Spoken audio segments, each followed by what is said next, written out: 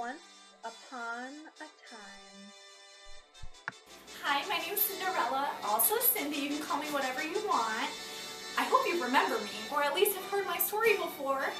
Well, in case, you need a little bit of a refresher, I got a fairy godmother. Yeah, and she helped me a lot.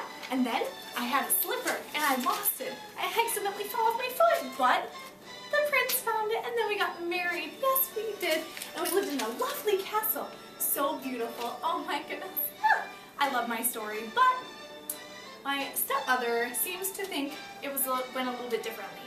Well, I think that it's important to hear both sides of the story, because there's always two sides to every story. So we need to see it from her point of view. So we will be talking about this book today. It's called Seriously, Cinderella is So Annoying. I don't know why she would title it that. That doesn't seem very nice to me. I'm not annoying, am I? Well, this is what we'll be talking about today, and I'm excited because I love to hear stories. I hope you do too. This book is called Seriously, Cinderella is So Annoying. It is by Tricia Speed Shaxton, and it is illustrated by Gerald Grillas. This book is a quality book because of all of the colors that they use. Every color kind of goes through and depicts what the feelings are behind it, or describes the dirtiness of their home. So there's a lot of browns used, which kind of illustrates that it is very dirty and it's not just what the writer is writing about. The writer and the illustrator worked very well together. Everything that the author has written down, the illustrator very well incorporated into his own illustrations, such as how Cinderella is a very happy and talkative person. You could tell on the front cover that Cinderella is very happy, very energetic, very excited. Her mouth is open, you know that she's going to say something.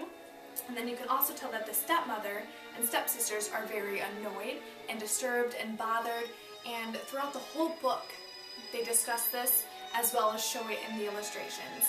They worked very well together by also writing the dialogue. The author has written all of the dialogue, and Gerald Grillas incorporated it into the text very well. One example of this is one of the quotes that I've chosen to share with you, and it showcases how angry the stepmother got while Cinderella was talking. And through it, it also capitalizes and bolds the words when she gets angry, so it very well depicts how the characters are feeling, so it more so incorporates how the reader would also feel by reading what the stepmother has said as well.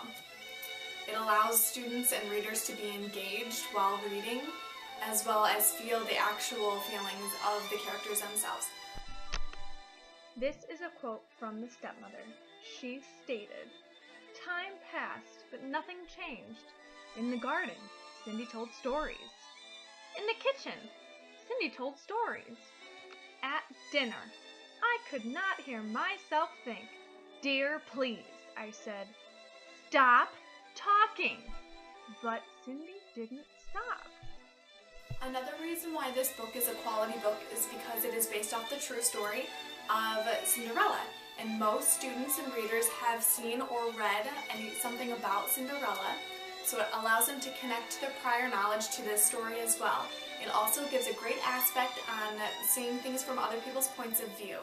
I think that is very important as a student as well as a reader. That way you can understand when things don't go a certain way. Every story has two sides, and things aren't always what they seem to be. So if you like the original story of Cinderella, or if you like any fairy tales, or even if you like books that showcase different points of view, such as Wonder by R.J. Palacio, this book would be a very good book for you to read. I like this book because I absolutely love fairy tales. I like stories that are told by other characters. I like hearing the stepmom and how she would showcase the story based on her own feelings as opposed to what Cinderella's feelings are. It is very entertaining to read, and I always want to know. I'm very engaged through this book because I want to know what the stepmother's opinions were, or how she thinks, or how she thought the whole point of Cinderella and moving in with her family was. Don't you want to know what the stepmother feels?